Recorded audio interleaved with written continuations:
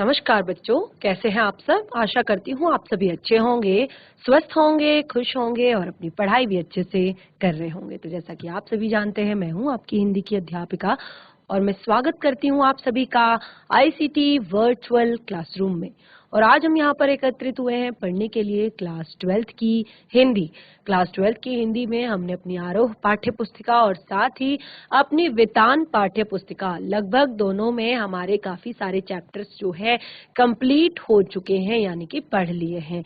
तो आपको इन सभी चैप्टर्स में से किसी में भी कोई दिक्कत, कोई परेशानी हो, किसी तरह की कोई ऐसा चैप्टर जिसको जो समझ में ना आ रहा हो, जिसमें कोई दिक्कत हो रही हो, और कविता खास तौर पर, क्योंकि कविताएं जो होती हैं कविताएं, उनका भावार्थ भी आपको लिखने को आता है, साथ ही उनके कवि का नाम लिखने को आता है। काफी सारी चीजें आपकी होती हैं। अभी कुछ टाइम बाद हम अपने बोर्ड एग्जाम्स के सैंपल पेपर भी यहाँ पर सॉल्व करेंगे। तो जो भी दिक्कत, जो भी परेशानी आपको किसी भी चैप्टर में हो, तो आप यहाँ पर निसंकोच अपनी समस्या जो है रख सकते हैं।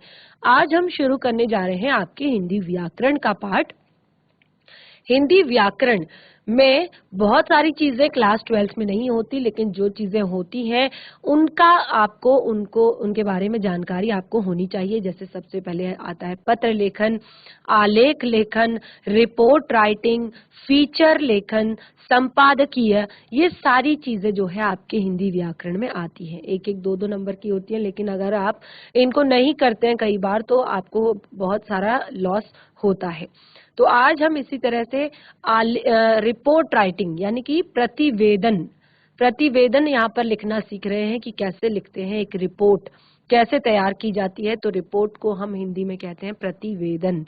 तो बिल्कुल रेडी हो जाइए, चाहे आप हिंदी की रफ कॉपी ले लीजिए, चाहे फेयर कॉपी ले लीजिए अपनी हिंदी की। उसमें आप ये नोट डाउन कर सकते हैं कि आपको एक रिपोर्ट लिखने के लिए, एक प्रतिवेदन लिखने के लिए क्या क्या, किन किन बातों का ध्यान रखना होता है, कैसे कैसे आप रिपोर्ट राइटिंग करते हैं। और फिर हम यहाँ पर एक एग्जाम्पल भी आपको देंगे कि किसी विषय पर आप रिपोर्ट कैसे लिखते हैं। तो बिल्कुल रेडी हो जाइए, हम चलते हैं स्मार्ट बोर्ड की तरफ। सभी बच्चे ध्यान पूर्वक पढ़ेंगे, साथ ही समझने का प्रयास भी करेंगे। तो हम सीख रहे हैं रिपोर्ट राइटिंग। तो आप लोगों को फ्रेश आपने पेज लेना है, चाहे आप हिंदी व्याकरण की एक कॉपी ले लें या कोई रफ कॉपी ले लें, चाहे हिंदी की आपकी लिटरेचर की जो बुक है वो आप ले सकते हैं।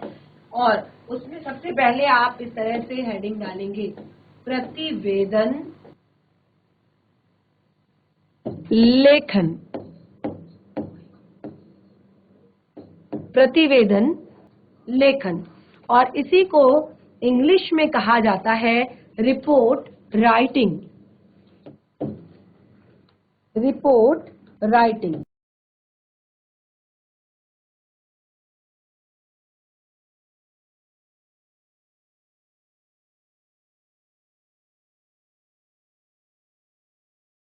इसमें हम इसलिए लिख रहे हैं क्योंकि कई बार आपका प्रतिवेदन शब्द नहीं लिखा रहता, कई बार आपका डायरेक्ट लिखा रहता है रिपोर्ट लिखिए। ठीक है, तो इसीलिए हम यहाँ पर रिपोर्ट राइटिंग इस तरह से हेडिंग डालेंगे और प्रतिवेदन लेखन भी हम लिखेंगे। ठीक है, तो सबसे पहले देखिए प्रतिवेदन का हम अर्थ समझ लेते हैं कि प्रतिवेदन का क्या अर्थ होता है। प्रतिवेदन का अर्थ होता है, देखिए, प्रतिवेदन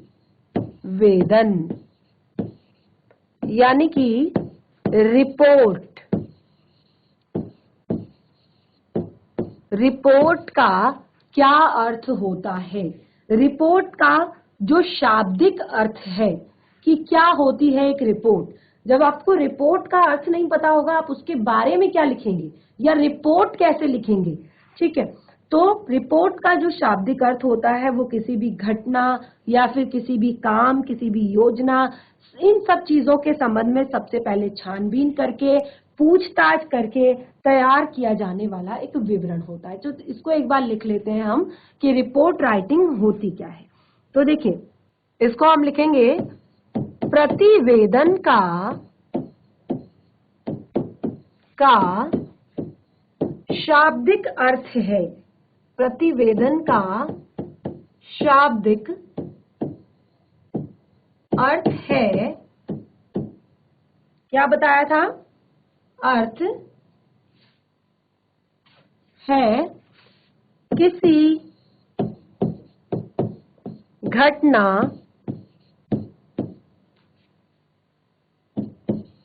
कार्य योजना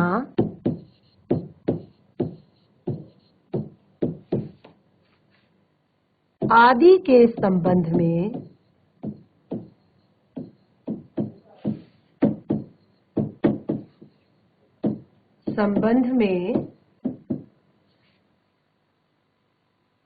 छानबीन,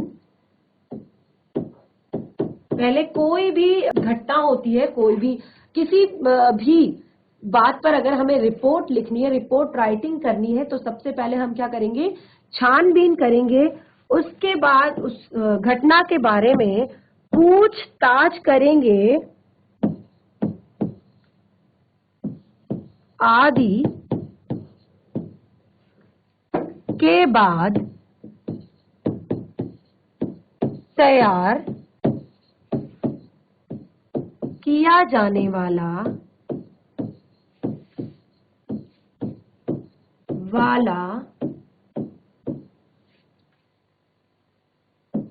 विवरण। ठीक है, तो यहाँ पे क्लियर हुआ कि रिपोर्ट का क्या अर्थ होता है। रिपोर्ट का अर्थ होता है किसी भी योजना, किसी भी कार्य, किसी भी घटना के विषय में कोई भी जब हम जानकारी इकट्ठी करते हैं, चाहे हम किसी से पूछ के करें, चाहे हम कोई छानबीन करके करें, तो उसको हम कहते हैं रिपोर्ट राइटिंग। और देखिए, अब इस रिपोर्ट को उसके बाद आपने किसी भी अधिकारी के सामने या किसी सभा के सामने आपने इस रिपोर्ट को क्या करना है, प्रस्तुत करना है, किसी के सामने रखना है। तो इसीलिए इसको कहा जाता है रिपोर्ट, यानी कि एक पूरा एक रिपोर्ट बनाना किसी भी जगह के बारे में, किसी भी बात के बारे में। जो ये प्रतिवेदन लेखन होता है, ये हिंदी साहित्य की एक बहुत ही रुचिकर, एक बहुत ही अच्छी एक तरह से विधा है। यानी कि एक कहते हैं ना कि जब भी हम आपको कि कोई भी चैप्टर पढ़ाते हैं, तो हम उसमें पढ़ते हैं कि ये चैप्टर आपका निबंध विधा में लिखा हुआ है, ये चैप्टर आपका संस्मरण विधा में लिखा हुआ है, ये चैप्टर आपका एक तरह से कहानी के तौर पे लिखा हुआ है, या ये चैप्टर आपका रिपोर्ट के तौर पर लिखा हुआ है। तो ये अलग अलग तरीके से यहाँ पर हम चीजें लिखते हैं अपनी साहित्य में, अलग अलग तरीके से। तो रिपोर्ट के तरीके से भी कई जो लेखक होते हैं रिपोर्ट की तरीके से भी चीजों को लिखते हैं, प्रतिवेदन के तरीके से भी लिखते हैं। तो ये एक बहुत ही रुचिकर घटना है। और खास तौर पर रिपोर्ट राइटिंग का जो मेन क्षेत्र है, रिपोर्ट राइटिंग सबसे ज्यादा कहाँ पर लिखी जाती है, कहाँ पर की जाती है, पत्रकारिता के क्षेत्र में। यानी कि जो भी इंसान पत्रकारिता से जुड़े होते हैं, वो रिपोर्ट राइटिंग में उनको काफी ज्यादा रिपोर्ट राइटिंग उनमें काफी ज्यादा लोकप्रिय होती है। और दूसरा क्या करते हैं ये लोग, बहुत सारे तथ्य एकत्रित करते हैं और तथ्यों के आधार पर ही किसी घटना, संस्था या समारोह की जानकारी देना। देखिए, इसको आप लिख सकते हैं, इस हेडिंग को आप लिख सकते हैं कि क्या लिखेंगे, तथ्यों पर आधारित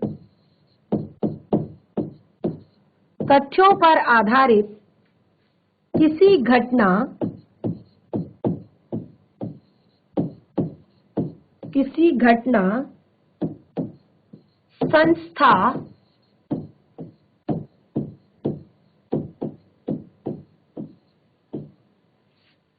संस्था समारोह की जानकारी देना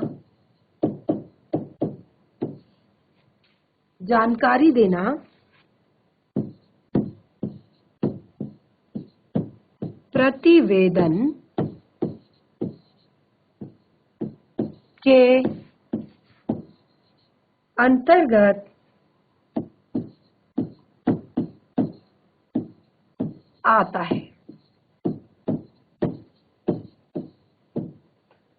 तथ्यों पर आधारित, देखिए जो कोई भी, अभी यहाँ पर हमने लिखा तथ्यों पर आधारित, तो अभी आप आगे पढ़ेंगे कि क्या क्या तथ्य होते हैं, क्या क्या चीजें होती हैं जो आपको रिपोर्ट राइटिंग में आपको सोच समझकर जो जो आपने लिखनी होती है, जो जो आपने समझनी होती है, ठीक है ना। तो तथ्यों पर आधारित किसी घटना, संस्था, समारोह की जानकारी देना प्रतिवेदन के अंतर्गत आता है। और साथ ही प्रतिवेदन जो होते हैं वो अलग अलग तरह की जो सभा होती है, चाहे सम्मेलन हो, चाहे कोई भी एक तरह से संस्थान हो, उसकी वर्तमान स्थिति को बताता है, यानी कि जो अभी उसकी स्थिति जिस तरह से है, उनकी उन्नति के बारे में बताता है, और उसका प्रभाव लोगों पर किस तरह से पड़ रहा है वो बताता है, और ये सारी चीजों को वो आम लोगों तक पहुंचाता भी है प्रतिवेदन। क्या होता है कि आप किसी भी संस्था के बारे में कहाँ से चीजें पता होती है आपको, न्यूज से सुनते हैं आप। न्यूज से कोई भी घटना, अगर चाहे आपके शहर की हो, आपके इलाके की हो, आपके देश की हो, तो आपको किससे पता चलती है, आपको पता चलती है जब आप नेक्स्ट डे देखते हैं कि न्यूज़पेपर में ये आया है या ये न्यूज में आया है। तो वो सब चीजें होती हैं रिपोर्ट। अब हम रिपोर्ट का हमने यहाँ पर अर्थ बता दिया है, शाब्दिक अर्थ बता दिया है, और रिपोर्ट क्या होता है वो हमने यहाँ पर बता दिया है। अब हम यहाँ पर सबसे मेन पॉइंट की प्रतिवेदन यानी कि रिपोर्ट लिखते समय किन किन तथ्यों पर ध्यान देना चाहिए वो हम यहाँ पर लिखेंगे, ठीक है। तो लिखिए, रिपोर्ट लेखन के समय या प्रतिवेदन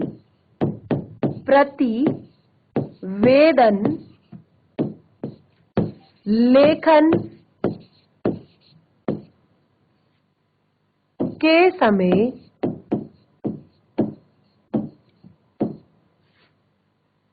ध्यान रखने योग्य बातें, ध्यान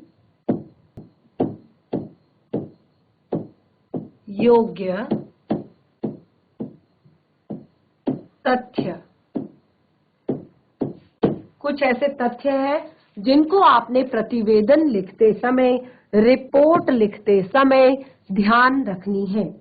तो देखिए कुछ पॉइंट्स हैं, जैसे प्रतिवेदन में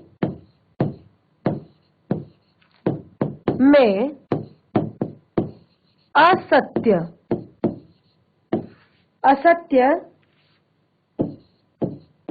तथ्यों की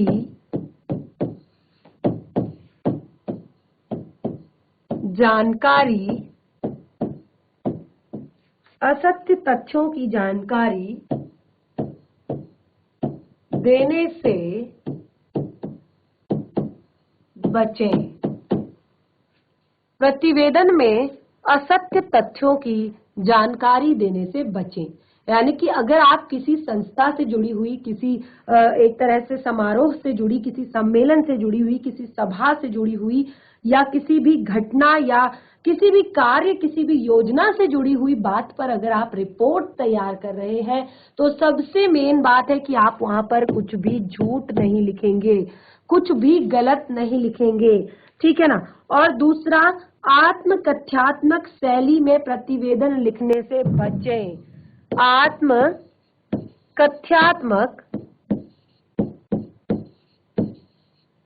आत्मकथ्यात्मक शैली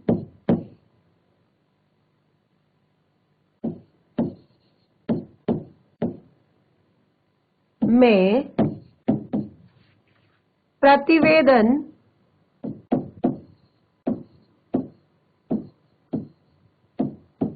ना लिखें। आत्मकथ्यात्मक शैली में प्रतिवेदन आपने नहीं लिखना है। क्यों नहीं लिखना है आपने आत्मकथ्यात्मक शैली में? क्योंकि जब आप उसका नाम यहाँ पर रिपोर्ट कह रहे हैं, और आप उसको आत्मकथा के रूप में कैसे लिख सकते हैं? आत्मकथा के रूप में आप उसको कैसे लिख सकते हैं जब आप उसको रिपोर्ट कह रहे हैं? तो आत्मकथ्यात्मक शैली में प्रतिवेदन नहीं होना चाहिए, प्रतिवेदन एक रिपोर्ट की तरह ही होना चाहिए, ठीक है। अगला है, प्रतिवेदन में अनावश्यक बातों का समावेश ना हो। जब भी आप कोई प्रतिवेदन लिखते हैं, जब भी आप कोई रिपोर्ट लिख रहे हैं, तो जाहिर सी बात है उसमें आपने अनावश्यक बातें नहीं लिखनी है। प्रतिवेदन में में अनावश्यक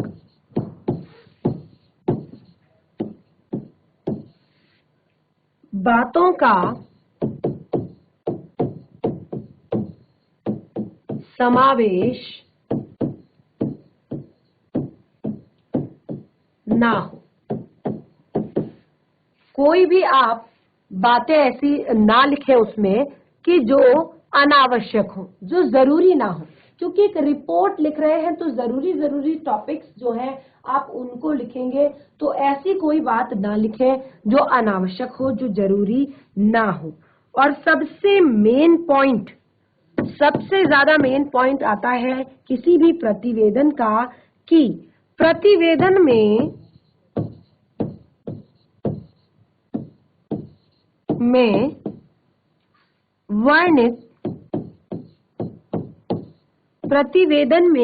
वर्णित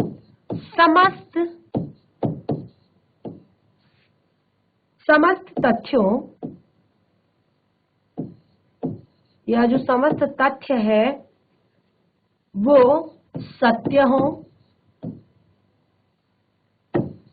प्रामाणिक हो और एवं विश्वसनीय हो।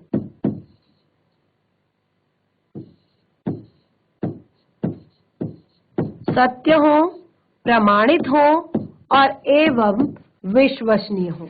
यानी कि जो भी आप लिख रहे हैं उसमें, प्रतिवेदन में जो भी बातें आप लिख रहे हैं, सबसे पहले तो वो बातें सत्य होनी चाहिए, प्रामाणिक होनी चाहिए और सबसे मेन बात है कि विश्वसनीय हो। ऐसी बातें लिखी हो जिन पर विश्वास किया जा सके, जिनको जो समझ में आ सके, विश्वास जिन पर किया जा सके। और देखिए अब यहाँ पर दूसरा, मुहावरेदार भाषा शैली का प्रयोग करने से बचें। आप एक रिपोर्ट राइटिंग कर रहे हैं तो आपको इस तरह से कोई भी ऐसी बात नहीं लिखनी है, यानी कि मुहावरेदार भाषा शैली का प्रयोग करने से बचें। मुहावरे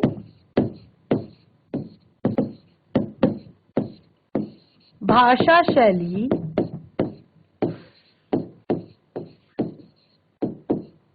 के प्रयोग से बचे। ऐसी मुहावरेदार भाषा शैली नहीं होनी चाहिए। और सबसे दूसरा मेन पॉइंट है कि काल्पनिकता का प्रयोग करने से बचे। काल्पनिकता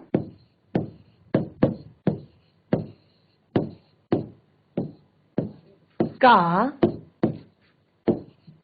प्रयोग करने से बचें। काल्पनिकता का प्रयोग नहीं करना है। ऐसे काल्पनिकता नहीं दिखानी है कि ऐसा हुआ होगा, ऐसा हुआ था, ऐसा हुआ था। खुद से कोई भी बातें एक्स्ट्रा नहीं जोड़नी है, खुद से कोई भी बातें ऐसी नहीं जोड़नी है जो कि काल्पनिक लगे, जो कि सत्य ना लगे। ठीक है। उसके बाद अनुच्छेदों में बांटकर प्रतिवेदन लिखें। यानी कि जो भी प्रतिवेदन में जो भी आप बातें लिख रहे हैं तो उनको आप क्या करेंगे, अनुच्छेदों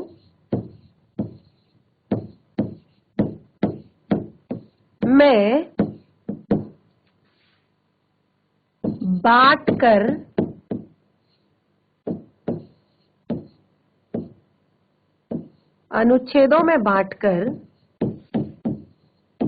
प्रतिवेदन लिखें। अनुच्छेदों में बांटकर प्रतिवेदन लिखें। और दूसरा है कि संक्षिप्तता का ध्यान दें।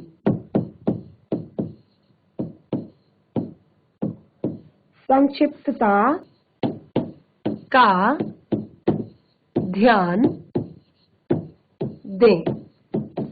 अगर आप कोई रिपोर्ट लिख रहे हैं तो इसका मतलब ये नहीं कि आप पूरे 10 पेज भर दें या पूरी कहानी उसमें लिख दें। आपको सबसे पहले तो अनुच्छेदों में लिखना है, यानी कि आपने पैराग्राफ बनाने हैं अलग अलग तरह के, और उन्हीं पैराग्राफ्स में आपने लिखना है। एक पैराग्राफ में एक बात लिखनी है, फिर नेक्स्ट पैराग्राफ से आपने दूसरी बात स्टार्ट करनी है। यानी कि जब भी आप कोई भी रिपोर्ट लिखते हैं तो उसको आपने पैराग्राफ्स में लिखना है। उसके बाद संक्षिप्तता का ध्यान देना है, यानी कि ऐसा नहीं कि आपने 10 पेज भर दिए।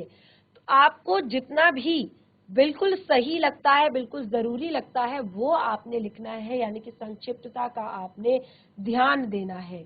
और सबसे मेन बात यहाँ पर है कि प्रतिवेदन का जो वर्ण विषय है, यानी प्रतिवेदन में जो बताया गया विषय है,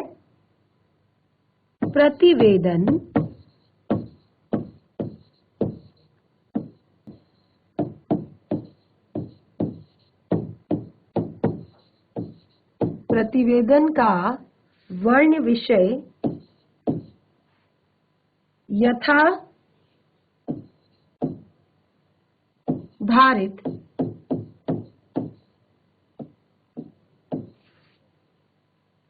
सरल और स्पष्ट हो। प्रतिवेदन का जो वर्ण विषय है, वो प्रतिवेदन में जो भी विषय दिया गया है वो तथ्याधारित हो और साथ ही सरल हो और स्पष्ट हो। ठीक है। और सबसे मेन पॉइंट लास्ट में कि प्रतिवेदन का एक उपयुक्त शीर्षक होना चाहिए। प्रतिवेदन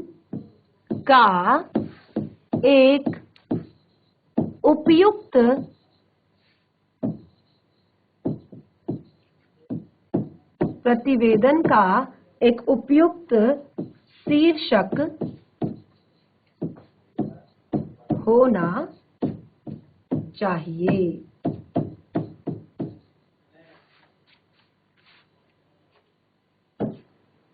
या प्रतिवेदन को एक उपयुक्त शीर्षक दें।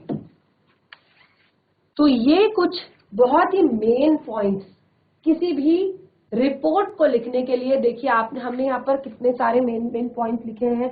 आप सबसे पहले देख सकते हैं कि प्रतिवेदन में असत्य तथ्यों की जानकारी देने से बचें, क्योंकि आप एक रिपोर्ट लिख रहे हैं तो आप उसमें बिल्कुल भी असत्य नहीं लिख सकते, कुछ भी गलत झूठ नहीं लिख सकते। उसके बाद आता है आत्मकथ्यात्मक शैली में प्रतिवेदन नहीं लिखना है। ऐसे नहीं लिखना है कि आप अपनी आत्मकथा लिख रहे हैं, मैंने ऐसे देखा, ऐसे सोचा, ऐसे गया, आपने ये नहीं लिखना है। और दूसरा, प्रतिवेदन में अनावश्यक बातों का समावेश ना हो।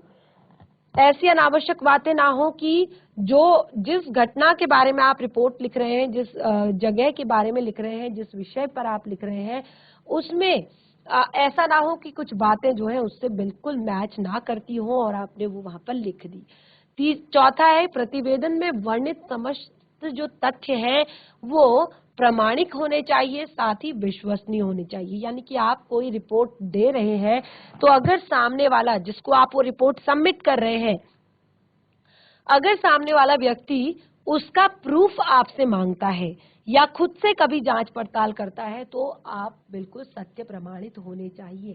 तो इसीलिए ऐसी कोई भी बातें ना लिखें कि जो अविश्वसनीय हो। दूसरा है यहाँ पर मुहावरेदार भाषा शैली, यानी कि वो एक रिपोर्ट है, वहां पर आपने किसी घटना के बारे में, किसी कार्य के बारे में, किसी योजना के बारे में, सम्मेलन के बारे में, समारोह के बारे में या सभा के बारे में आप वहां पर जानकारी दे रहे हैं, रिपोर्ट दे रहे हैं। आपको ऐसी कोई भी भाषा का इस्तेमाल नहीं करना चाहिए जो चाहे मुहावरेदार हो या जिसका एक तरह से अलग अलग अर्थ निकलता हो। दूसरा, काल्पनिकता का प्रयोग करने से बचना चाहिए, यानी कि ऐसा नहीं कि आपने कल्पना की ऐसे हुआ होगा, ऐसे हुआ होगा, ऐसे हुआ, इस तरह की काल्पनिकता का प्रयोग करने से बचना चाहिए।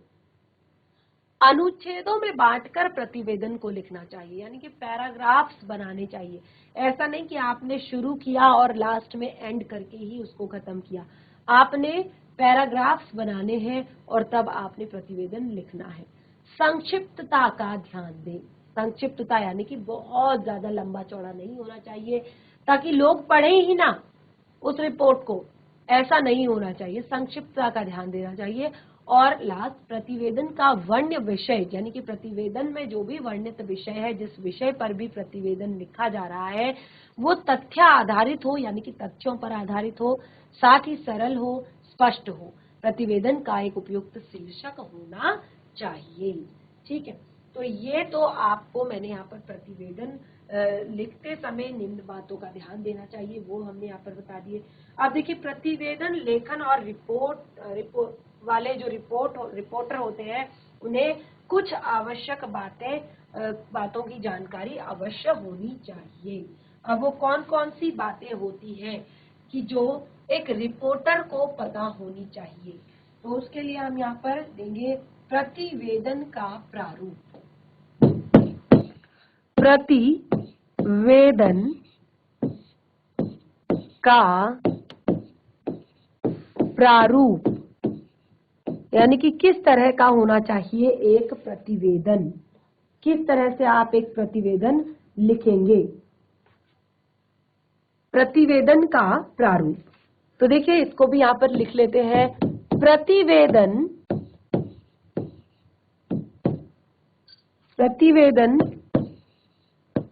लिखने वाले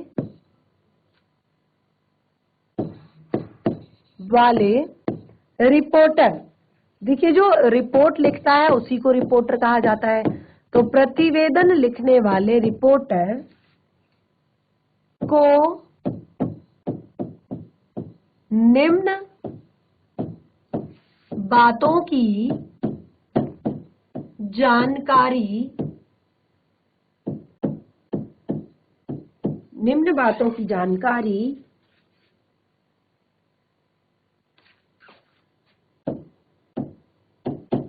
जानकारी अवश्य होनी चाहिए।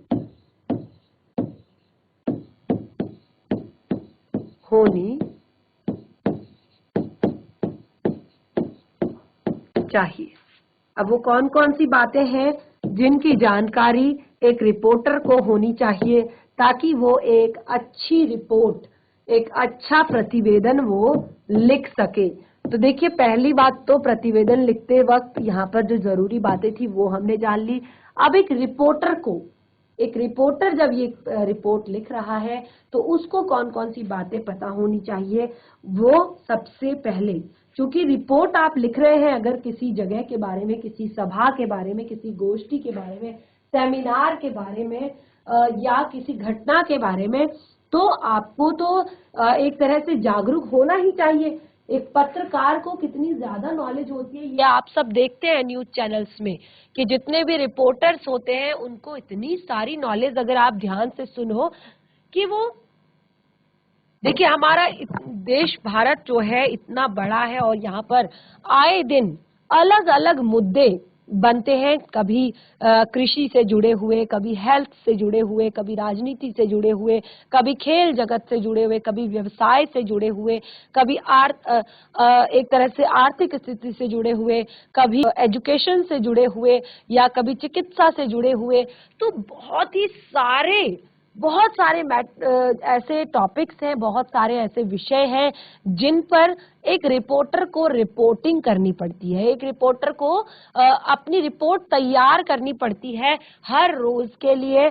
तो देखिए, आप समझ सकते हैं, आप जान सकते हैं कि अगर एक रिपोर्टर किसी भी राजनेता के विषय में कोई रिपोर्ट लिख रहा है या उनके द्वारा की गई सभा के विषय में कोई रिपोर्ट लिख रहा है, तो वो कैसे कनेक्ट करेगा, वो कैसे उनके बारे में जानकारी सबसे पहले वो एकत्रित करेगा, और वो सारी बातें उस सभा से जुड़ी हुई कि वहां पर नेताजी ने क्या क्या बातें की, क्या क्या बातें उन्होंने पहले की थी, कौन कौन सी बातें कंप्लीट हो चुकी हैं, कौन कौन सी बातें अभी हैं, और साथ ही अगर शिक्षा से जुड़ा हुआ हो, चिकित्सा से जुड़ा हुआ हो, कृषि से जुड़ा हुआ हो, और सबसे मेन बात है देश की कानून व्यवस्था से अगर जुड़ा हुआ हो, तो एक रिपोर्टर को बहुत सारी नॉलेज, बहुत सारी चीजों का ज्ञान पहले से उसको पहले से रेडी रहना पड़ता है, पहले से प्रिपेयर रहना पड़ता है कि उनको किसी भी विषय पर रिपोर्टिंग करनी पड़ सकती है। किसी भी विषय पर उन्हें एक तरह से लोगों के सामने, देखिए रिपोर्टर क्या करते हैं, रिपोर्टर इन सभी घटनाओं का जो घटना की जो जानकारी होती है वो लोगों के सामने रखते हैं, आम व्यक्ति के सामने रखते हैं। तो देखिए कुछ चीजें ऐसी होती है कि जो उन्हें खुद भी पता होनी चाहिए और वो खुद भी लोगों के साथ उन चीजों को बताते हैं। तो देखिए क्या क्या चीजें ऐसी हैं, क्या क्या बातें ऐसी हैं जो एक रिपोर्टर को पता होनी चाहिए, एक रिपोर्टर को पता होती है। चलिए, पहला है समारोह,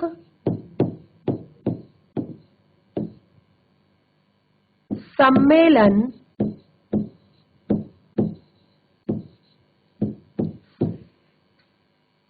सभा, गोष्ठी,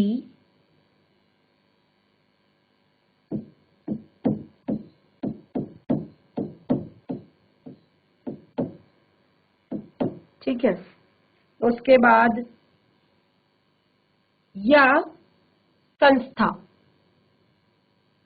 या संस्था का नाम और उसकी पृष्ठभूमि,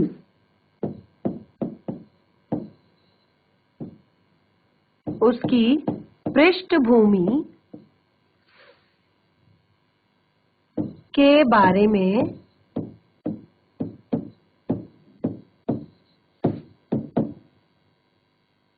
जानकारी।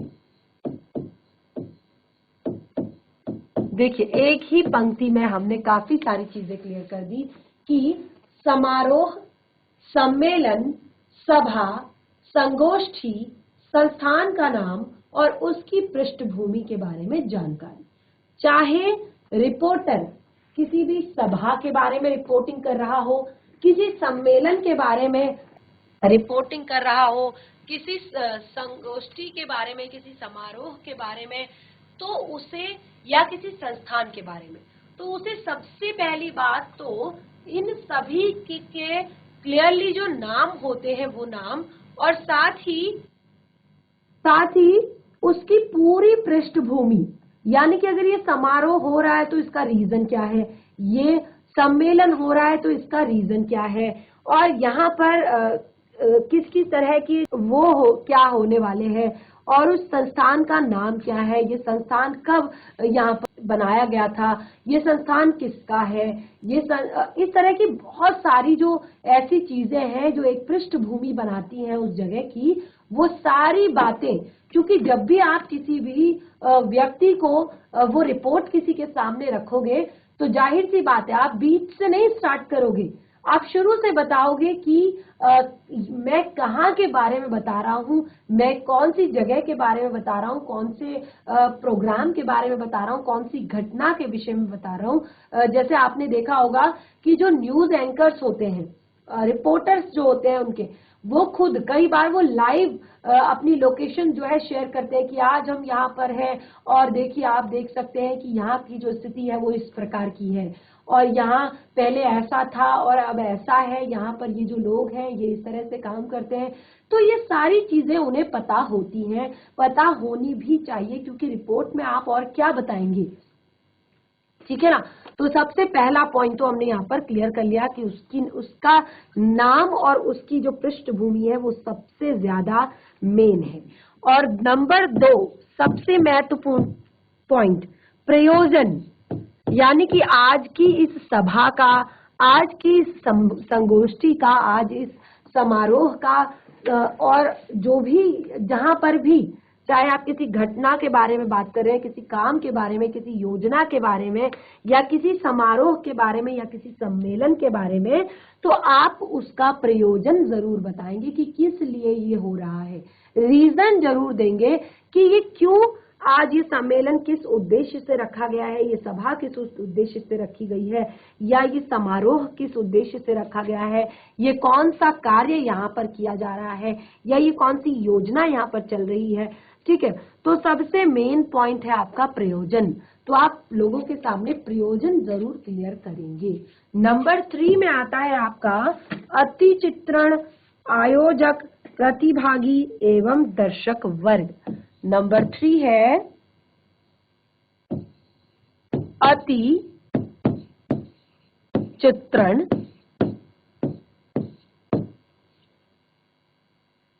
आयोजक,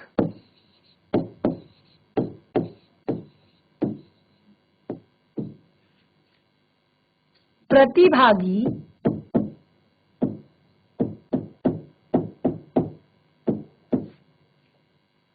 और दर्शक वर्ग आदि।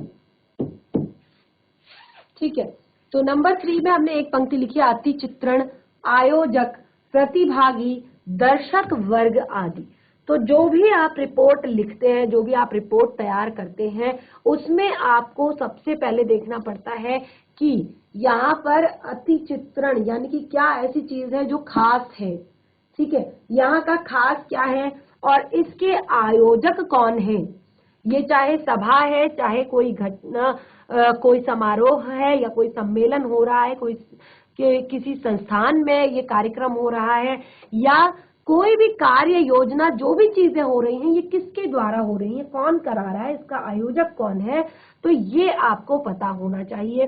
और दूसरा सबसे मेन बात है कि इस सभा के, इस समारोह के, इस सम्मेलन के, इनके एक तरह से प्रतिभागी कौन है। अगर किसी संस्थान के बारे में लिख रहे हैं तो इनको चलाने वाले कौन है, जैसे कि आप वहाँ के मैनेजर कौन है, वहाँ के एक तरह से जो भी लोग वहाँ पे काम करते हैं कि कौन कौन जो लोग हैं वो क्या करते हैं। और साथ ही दर्शकों के बारे में भी बताएंगे कि यहाँ पर दर्शकों की भीड़ है या नहीं है, या कैसा दर्शकों के लिए यहाँ पर व्यवस्था की गई है, क्या सब चीजें हैं। दूसरा आता है यहाँ पर नया प्रगति, नंबर 4, प्रगति, निर्णय, समाधान।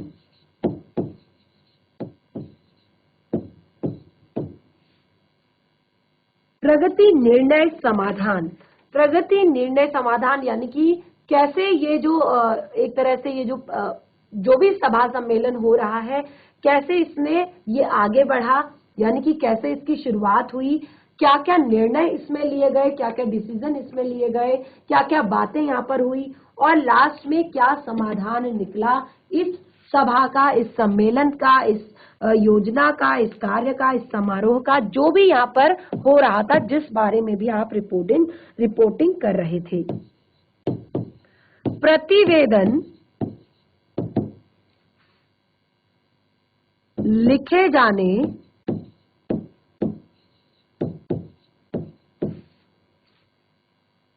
वाले विषय संबंधित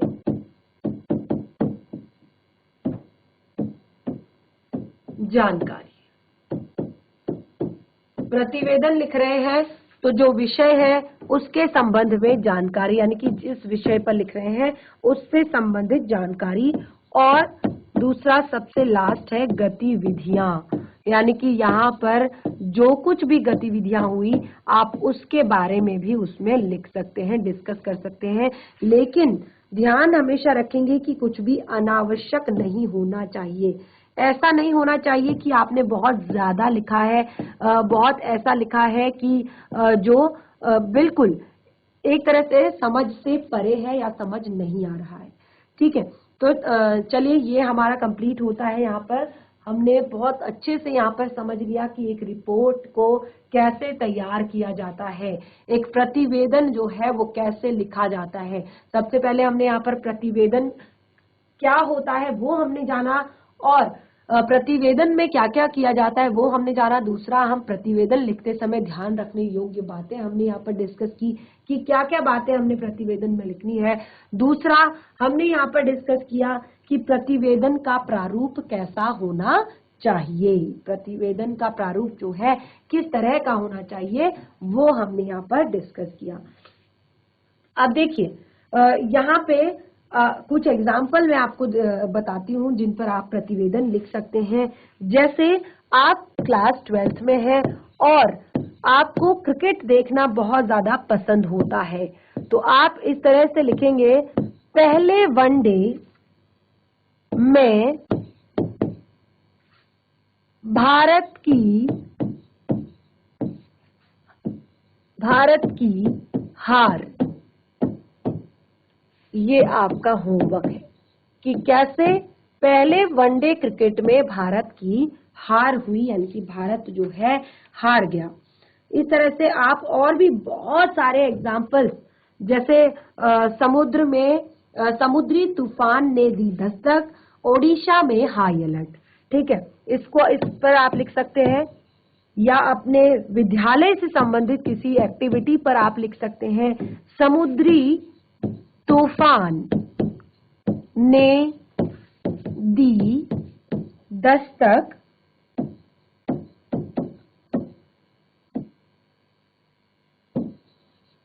ओडिशा में हाई अलर्ट। ठीक है, तो ये आपके दो टॉपिक हैं, इन पर आप अपनी एक रिपोर्ट तैयार करेंगे, एक प्रतिवेदन आप इन दोनों टॉपिक्स पर लिखेंगे। तो बच्चों, इस तरह से आज हमने अपनी क्लास 12th का एक सबसे मेन टॉपिक जो प्रतिवेदन था, यानी कि रिपोर्ट राइटिंग है, वो हमने यहाँ पर पढ़ लिया है और कुछ होमवर्क भी मैंने आप लोगों को दिया है। तो कोशिश कीजिए कि इन टॉपिक्स पर आप एक अच्छी सी रिपोर्ट तैयार करें। इनमें से किसी एक पर ही कर सकते हैं, लेकिन ध्यान आप उन सब बातों का रखेंगे जो आपने अभी नोट डाउन की है, सारी चीजें, कि कैसे आप एक रिपोर्ट को तैयार करते हैं, क्या कुछ आपको पता होना चाहिए रिपोर्ट राइटिंग करते वक्त, और कैसे आपको एक रिपोर्टर के तौर पर हमेशा जागरूक रहना है, हमेशा एक तरह से हर चीज, हर सब्जेक्ट पर, हर विषय की आपको जानकारी होनी चाहिए, खास तौर पर जिस विषय पर आप रिपोर्ट राइटिंग कर रहे हैं। तो आज का जो सेशन है वो हमारा यहीं पे समाप्त होता है। हम मिलेंगे अपने नेक्स्ट सेशन में एक नए पाठ के साथ। तब तक के लिए धन्यवाद। आपका दिन शुभ हो।